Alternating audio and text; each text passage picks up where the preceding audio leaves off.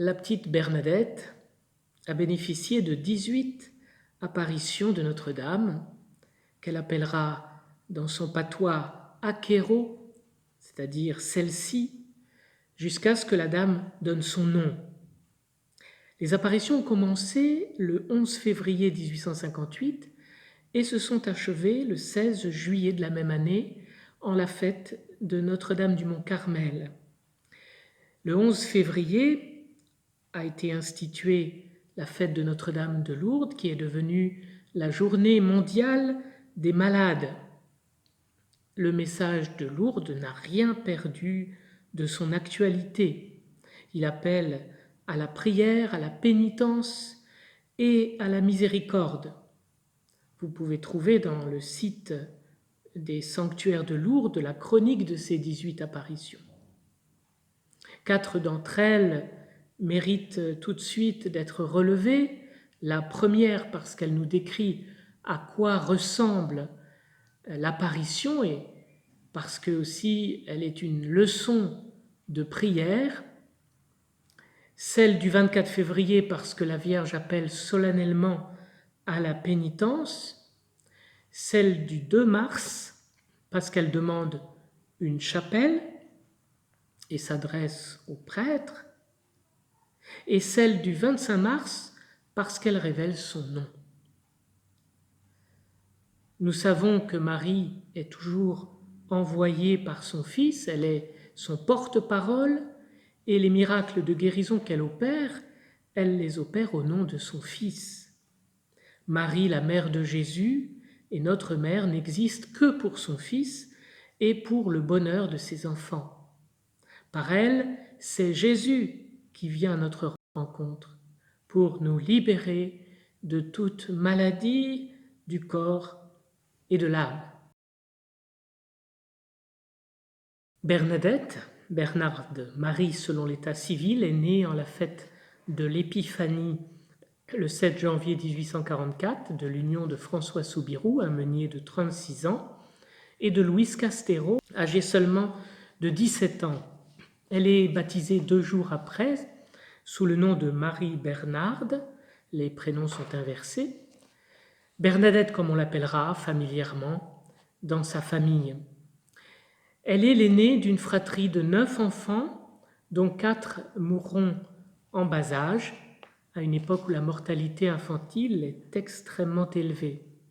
Après Bernadette vient Marie-Antoinette, dite Toinette, sa cadette de 2 ans, puis Jean-Marie, 5 ans plus tard, Justin, qui aura 3 ans lors des apparitions et qui mourra à l'âge de 10 ans, 1 an avant que Bernadette n'entre au couvent de Nevers, et enfin Pierre, son filleul, qui naîtra 1 an après les apparitions, en 1859. Son enfance traverse de multiples épreuves. Sa maman se brûle accidentellement la poitrine, ce qui fait que Bernadette est placée en nourrice à Bartrès pendant 2 ans. Cela ne l'empêche pas de connaître 10 années de relatif bonheur au moulin de Boly, à Lourdes. Mais son père est lui aussi victime d'un accident. En piquant les meules, il reçoit un éclat qui lui crève l'œil gauche. Puis sa mauvaise gestion et sans doute aussi sa trop grande générosité envers les plus pauvres, qui n'arrivent pas à payer leur farine, le conduisent à ne plus pouvoir assumer son loyer. La famille est contrainte de quitter le moulin et la conjoncture n'aidant pas, il passe 4 années de grande détresse, allant de déménagement en déménagement et qui les amène à devoir vivre finalement dans une ancienne prison désaffectée pour cause d'insalubrité, un réduit de 15 mètres carrés appelé le cachot et qui appartient à un cousin, le cousin André. On peut visiter ce cachot à Lourdes. Pour pouvoir survivre, François est brassier, c'est-à-dire qu'il loue ses bras, ce qui est très mal payé. Louise fait des ménages et Bernadette s'occupe de ses frères et sœurs et est embauchée chez sa tante et marraine Bernarde comme servante de cabaret. Elle est de santé fragile, ayant contracté un asthme tenace et douloureux qui va l'handicaper toute sa vie. En plus de la misère, la famille subit la souffrance morale de voir le papa injustement accusé de vol de 2 sacs de farine, devant subir 8 jours de prison sans que l'on ait trouvé la moindre preuve. La dernière année avant les apparitions, Bernadette se rend chez sa nourrice à Bartrès pour aider ses parents en gardant les moutons et surtout pour se refaire une santé. Mais elle revient à Lourdes au mois de janvier 1858, poussée par son grand désir de faire sa communion. Elle y retrouve le cachot familial, très humide, qui n'arrange pas son asthme, mais son désir d'apprendre à lire chez les sœurs pour faire le catéchisme est plus fort que sa santé. Bernadette est une enfant simple, pieuse, au caractère bien trempé, gaie, parfois espiègle. C'est à l'âge de 14 ans, dans ce climat familial difficile, pour ne pas dire misérable, que le ciel va se manifester à elle et par voie de conséquence mettre fin à leur détresse matérielle et morale. La première apparition a lieu le 11 février, alors que Bernadette, accompagnée de sa sœur Toinette et d'une amie Jeanne Abadie, ramasse du bois mort dans le but de le revendre à Lourdes pour acheter du pain. Pour atteindre la grotte aux cochons de Massabielle, elles doivent traverser le ruisseau du Gave. Au moment d'enlever ses bas, elle entend comme une brise légère, puis une deuxième, et c'est alors qu'en levant la tête dans la direction de la grotte, elle aperçoit une dame vêtue d'une robe blanche avec une ceinture bleue, un voile blanc sur la tête et une rose jaune sur chaque pied. Bernadette veut faire le signe de croix, mais elle en est empêchée. Elle doit attendre que la dame le fasse d'abord pour pouvoir le faire à son tour. La dame fait un signe de croix ample et lent. Puis ensemble, elles vont dire le chapelet sans que la dame ne prononce elle-même les paroles de l'Ave Maria. La prière terminée, la dame disparaît. Je voudrais que nous nous arrêtions un instant sur cette apparition, car si l'on y prête attention, elle nous immerge dans une atmosphère quasi biblique. Bernadette a 14 ans, probablement comme la Vierge au moment de l'Annonciation. Elle se déchausse, comme Moïse est invité à le faire devant le buisson ardent. Et vous savez que la tradition des pères de l'Église, tout comme la tradition orthodoxe, voit dans le buisson ardent qui brûle sans se consumer la Vierge Marie, qui, remplie du Saint-Esprit, accueille en elle le Verbe de Dieu qui naîtra sans qu'elle ne perde sa virginité. Et c'est en la fête de l'Annonciation, le 25 mars, que Marie révèle son identité à Bernadette. Comment ne pas penser aussi au passage où le prophète Élie, au mont Horeb, alors qu'il est devant une grotte, reconnaît la présence de Dieu dans une brise légère, non dans l'ouragan ou dans le tremblement de terre, c'est au Premier livre des Rois, chapitre 19. Et puis, ce coup de vent fait aussi penser à la venue de l'Esprit à la Pentecôte. L'apparition, jeune comme Bernadette, lui fait signe d'approcher. Marie n'a qu'un désir, nous rendre Dieu plus proche, plus familier, car Dieu est amour, et la vie chrétienne est relation d'amour avec Dieu, comme avec le prochain. Mais tout commence avec la décision de prier. Bernadette veut faire son signe de croix, mais elle n'y parvient pas. Comme je le disais, il faudra d'abord que l'apparition lui montre comment le faire. Vous savez que la vraie prière ne vient pas de nous, mais de l'Esprit Saint qui gémit en nous. La prière est une école au souffle de l'Esprit, et Marie est une mère qui nous introduit maternellement dans la prière du cœur. La manière dont nous faisons notre signe de croix est déjà révélatrice de la qualité de notre présence à la présence de Dieu. Marie montre l'exemple, un signe de croix ample et lent, car il ne doit pas être fait distraitement ni machinalement. Le mouvement vertical est un appel à s'en remettre au Père par le Fils, en passant de la tête au cœur, car Dieu regarde au cœur plus qu'à notre raison. Et le mouvement horizontal, c'est notre engagement à porter sur nos deux épaules le poids du jour et de la nuit, mais non pas en comptant sur nos forces humaines, mais sur le Saint-Esprit et sur notre Amen, c'est-à-dire sur notre adhésion de chaque jour à la volonté divine.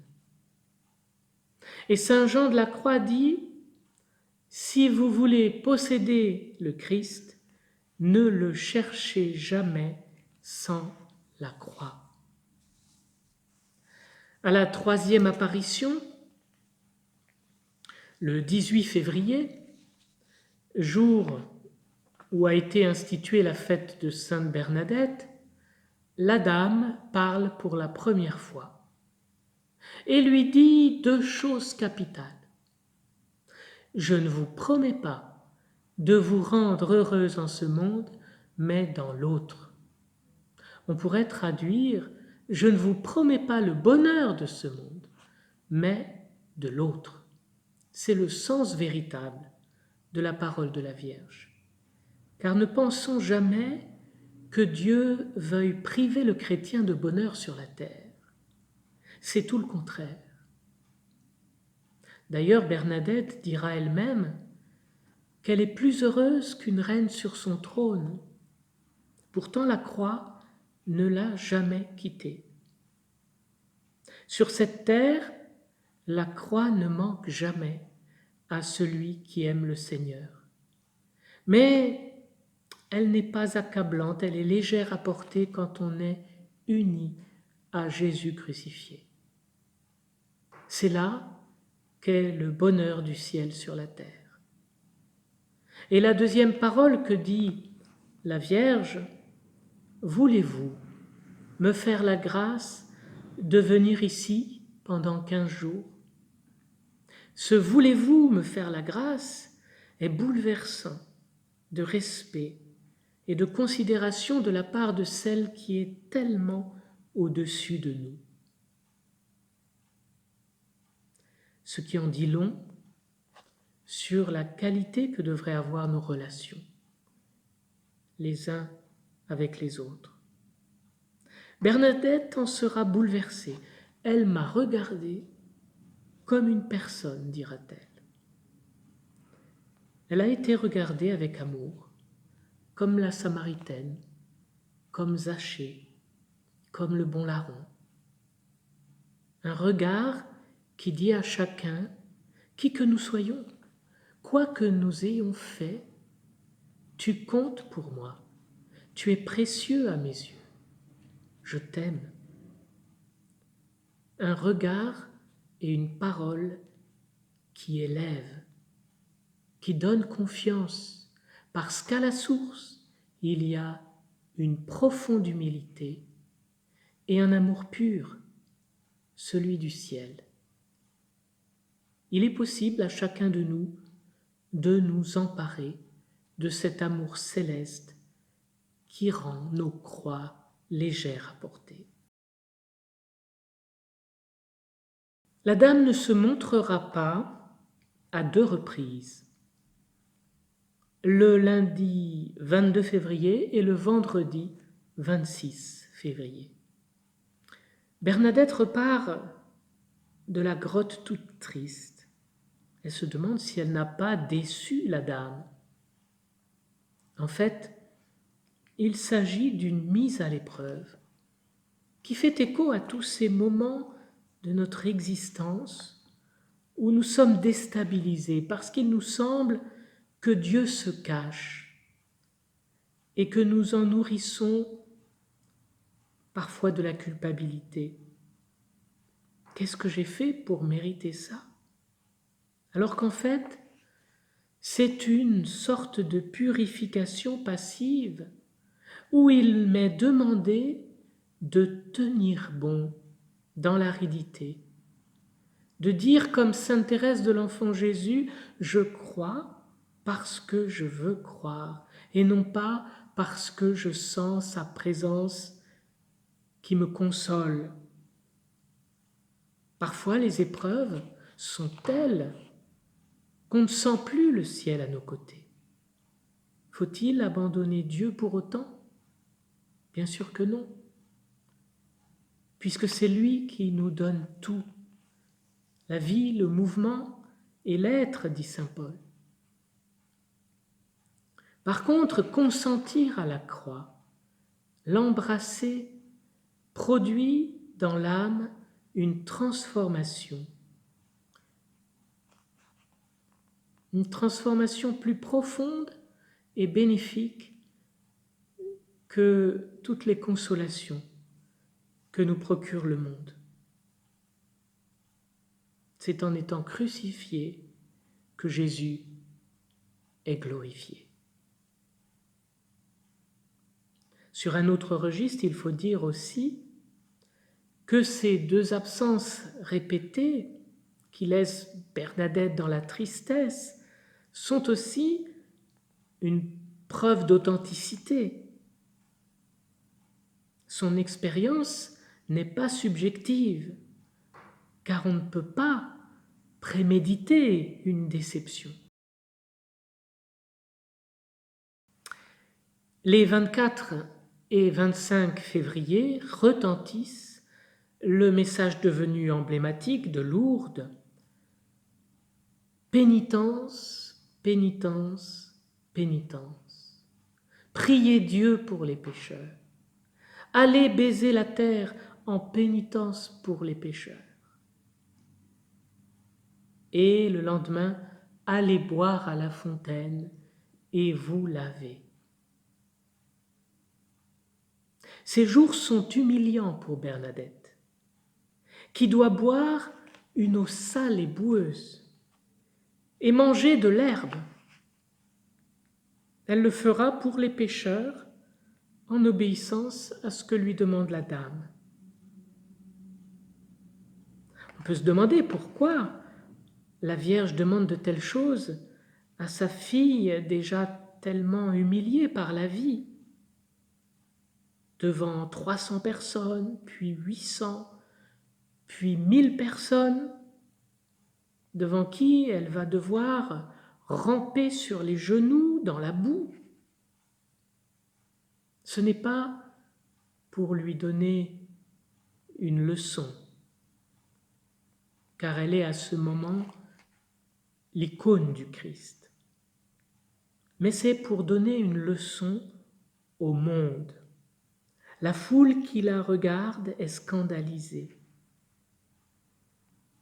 Eh bien, c'est comme si Dieu leur disait, vous vous scandalisez, mais voilà comment le ciel voit le péché. Rappelons que Bernadette est dans la grotte aux cochons et qu'elle se souille dans cette eau boueuse. Elle mange de l'herbe comme les ruminants. Cela nous renvoie au veau d'or que les Hébreux avaient adoré au désert, prolongeant de 40 ans leur pénitence. Pénitence, pénitence, pénitence. Qu'est-ce que cela veut dire? C'est le sens du repentez-vous de Jean-Baptiste. Car Marie est le nouveau Jean-Baptiste, le nouvel Élie. Repentez-vous, c'est-à-dire changez de vie, changez vos cœurs, passez d'une vie psychique, compulsive, animale, à une vie spirituelle, divine, où votre esprit commande à votre âme et à votre corps ce qui est juste. Et cela passe par cette fontaine qui va sourdre une eau pure au fur et à mesure que l'on y puise.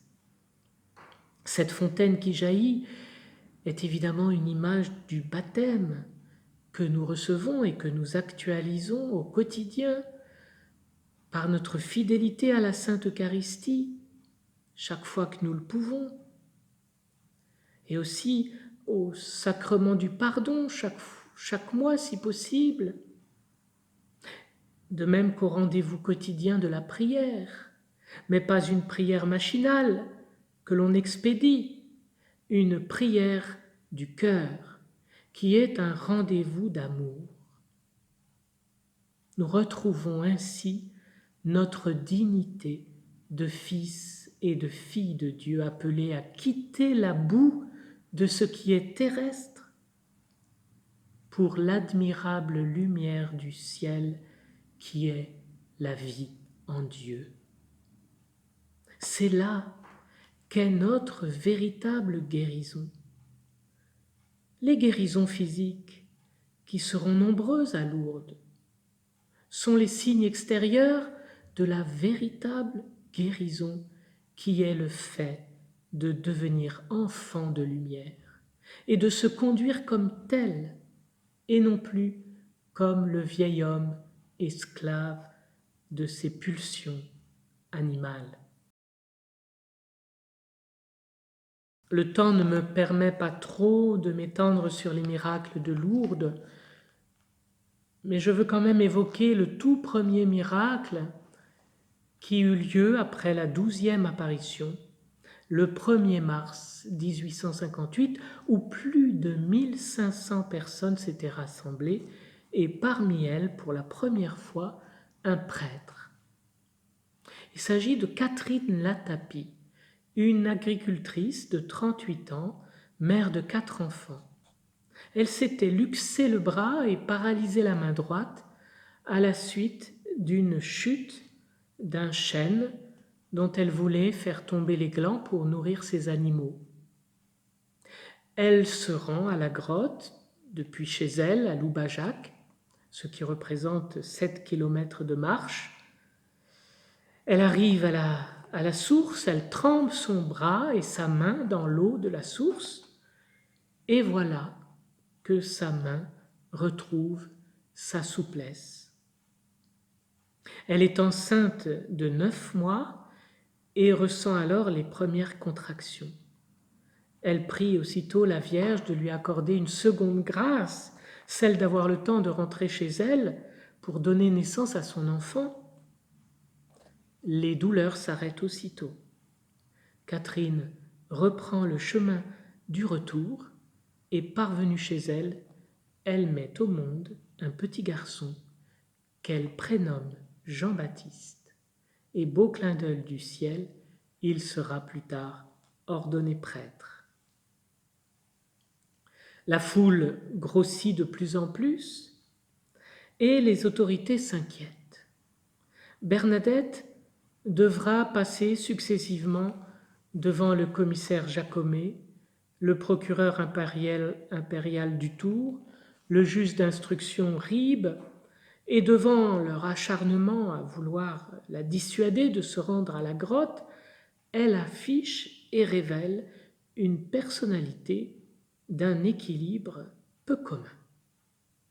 Du haut de son petit mètre 40, elle leur tient tête sans jamais perdre son calme.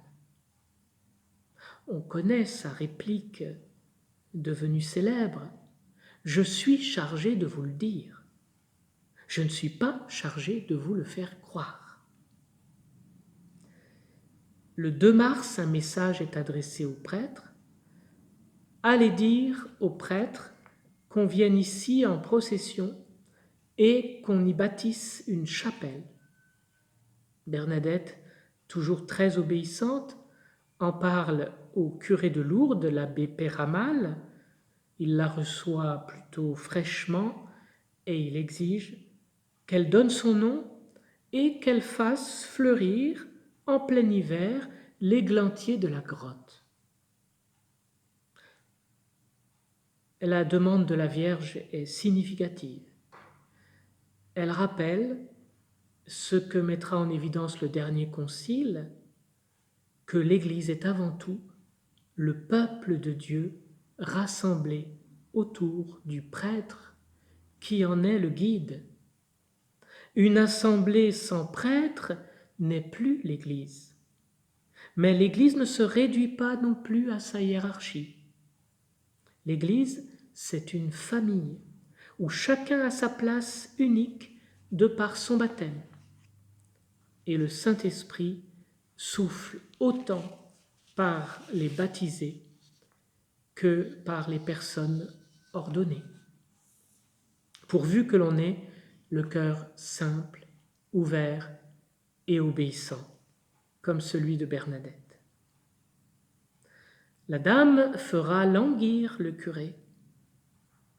Bernadette transmettra sa demande à l'apparition à 3 reprises sans obtenir de réponse, sinon celle d'un sourire de la dame. Car on ne pose pas d'ultimatum à Dieu, ni à la Mère de Dieu. Qui sommes-nous pour leur dicter ce qu'ils doivent faire? Après la 15e apparition, une apparition silencieuse qui rassemble environ 8000 personnes, Bernadette, pendant 20 jours, ne va plus ressentir son appel irrésistible à venir à la grotte. En la fête de l'Annonciation, le 25 mars, retentit à nouveau son appel intérieur et Bernadette se rend à la grotte et la dame va y faire une annonce de taille qui va devenir la grande révélation de Lourdes. La dame va donner son nom, mais pas celui que l'on attend. Que soy era Immaculada Conception. Je suis l'Immaculée Conception. Elle donne son identité unique qui vient confirmer la vérité de foi catholique proclamée par le pape Pie IX 4 ans plus tôt, le 8 décembre 1854. Bernadette raconte que l'apparition leva les yeux au ciel, et alors qu'elle avait les mains tendues vers la terre, elle les joigna en signe de prière en disant « Que soy era Immaculada Conception ». Bernadette part en courant et répète ces mots de son gascon natal sur le chemin pour ne pas les oublier, car elle ne les comprend pas. Quand l'abbé Péramal entend ces mots, il est bouleversé. Il écrit le soir même à l'évêque, lui disant qu'elle n'a pas pu inventer cela. Il capitule littéralement. Il est gagné à la cause de Bernadette, à la cause des apparitions, et dès lors, il met toute son énergie et son tempérament fougueux au service de cette cause. Et ce, bien que le signe de la floraison de l'églantier n'ait pas été donné. Car encore une fois, l'homme doit rester humble et ne rien exiger de Dieu. Mais des miracles, il y en aura, comme celui qui se produisit à la 17e apparition, le 7 avril, en la présence du docteur Dozou. Que s'est-il passé? Eh bien, le cierge a glissé de la main de Bernadette et la flamme lécha ses doigts pendant 10 minutes, sans qu'elle n'en ressente la moindre brûlure. La toute dernière apparition eut lieu, je le disais, en la fête de Notre-Dame du Mont-Carmel, le 16 juillet 1858, après une période un peu explosive où les autorités civiles décidèrent de fermer l'accès à la grotte, jugeant d'hystérique le comportement des pèlerins. Il faut rappeler que la France est gouvernée par un régime anticlérical, celui de Louis-Napoléon Bonaparte, dit Napoléon III. Et vous savez peut-être que la Providence fera que son héritier, alors qu'il était bébé, qui était en danger, eh bien, il bénéficia d'une guérison miraculeuse grâce à l'eau de Lourdes que l'impératrice Eugénie lui administra, ce qui contribua à faire lever l'interdiction d'accès à la grotte. Revenons au 16 juillet, la grotte est fermée. Bernadette ressent son appel intérieur irrésistible à s'y rendre. Contrairement aux apparitions précédentes, elle veut s'y rendre incognito. Elle ne souhaite pas emprunter le chemin des pèlerins pour éviter l'effervescence autour de sa personne. Elle reste de l'autre côté du Gave, entourée de sa jeune tante Lucile, 20 ans, et de 2 jeunes filles, membres de la confrérie des enfants de Marie. Ils témoigneront de la transfiguration de son visage pendant l'extase qui eut lieu vers le soir, à la tombée du jour. Bernadette dira « Elle était aussi proche que lorsque j'étais devant la grotte, et jamais je ne l'ai vue si belle. » La pauvre petite devient une notoriété.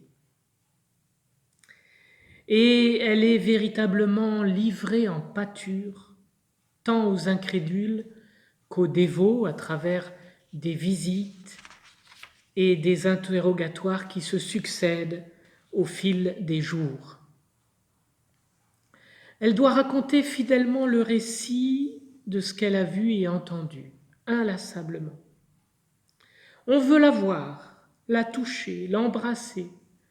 On va même jusqu'à lui couper des mèches de cheveux, des fragments de son vêtement, ce qui lui est véritablement insupportable, tant elle fait peu de cas de sa personne.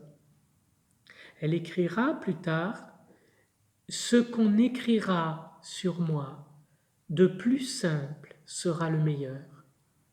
À force de vouloir fleurir les choses, on les dénature. »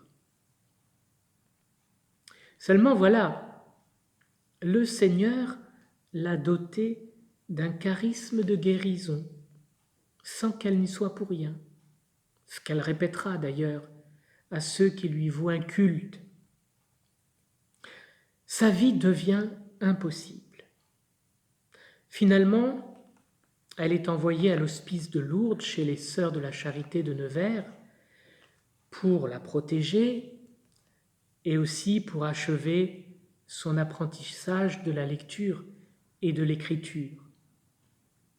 Après quelques années, elle a maintenant 19 ans, les sœurs l'initient aux soins des malades. C'est pour elle une révélation et cela finit par la décider à rejoindre la congrégation. Bernadette écrit sa lettre d'admission 3 ans plus tard, le 4 avril 1866, et elle entre le 7 juillet au soir à la maison mère de Nevers. Le lendemain de son entrée, la mère générale lui demande de faire devant toutes les sœurs réunies le récit des apparitions, après quoi il lui est demandé de ne plus jamais en parler. Bernadette fait le deuil de Lourdes, de sa famille, de ses montagnes.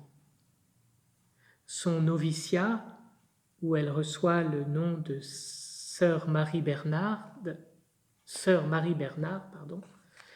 est marqué par la mort de sa mère Louise en la fête de l'Immaculée Conception.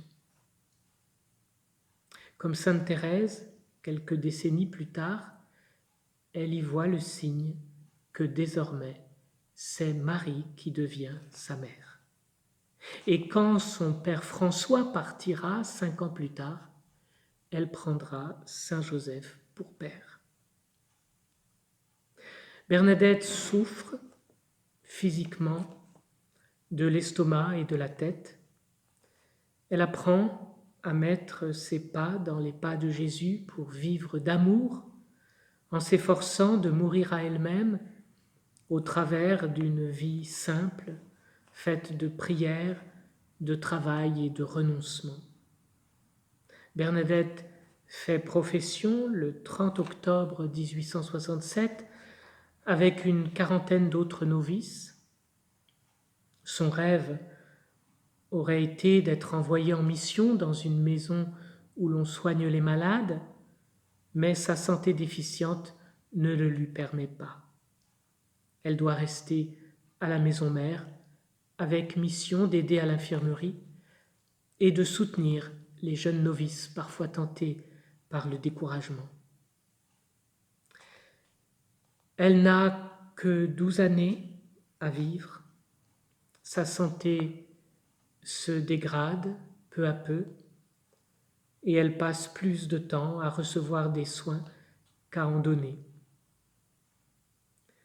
Le Seigneur m'a donné l'emploi d'être malade et celui de la prière. Je prie pour tous ceux qu'on me recommande, dira-t-elle. L'asthme, devenu tuberculeux, la brûle et le cancer des os la dévore. Elle reçoit l'extrême onction à 4 reprises. Malgré tout, elle reste rayonnante d'une joie secrète, comme si elle appartenait déjà à l'autre monde.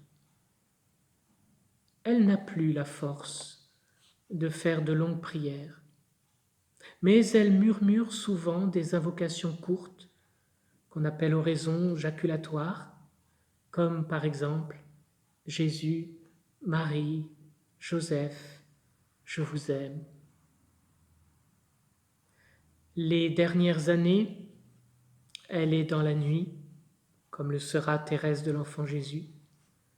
Elle confie à sœur Nathalie qui vient la visiter « J'ai peur, j'ai reçu tant de grâce et j'en ai si peu profité ». Ces tourments sont souvent la caractéristique des âmes fidèles qui goûtent une ultime purification avant le grand rendez-vous. Le 16 avril 1879, en fin de matinée, Bernadette demande à être levée. On la place dans un fauteuil à côté de la cheminée face à un Christ qu'elle ne cesse de fixer et vers qui elle tend ses bras en disant « Mon Jésus, ô que je l'aime ». Mourante, elle trouve la force de répéter à 2 reprises « Sainte Marie, Mère de Dieu, priez pour moi, pauvre pécheresse ». Elle demande à boire comme le Christ, puis elle expire doucement. Elle entre dans la vie le mercredi de Pâques à l'âge de 35 ans, et comme le mercredi de Pâques de la 17e apparition, où se produisit le miracle de sa main qui brûlait sans se consumer, le Seigneur a permis que tout son corps soit retrouvé intact, un demi-siècle après son inhumation, comme pour nous dire que Bernadette n'est pas morte, qu'elle est entrée dans la vie éternelle, cette vie qu'elle a choisie en choisissant d'aimer. Dans son carnet de notes intimes, on peut lire « Je ne vivrai pas un instant que je ne le passe en aimant ».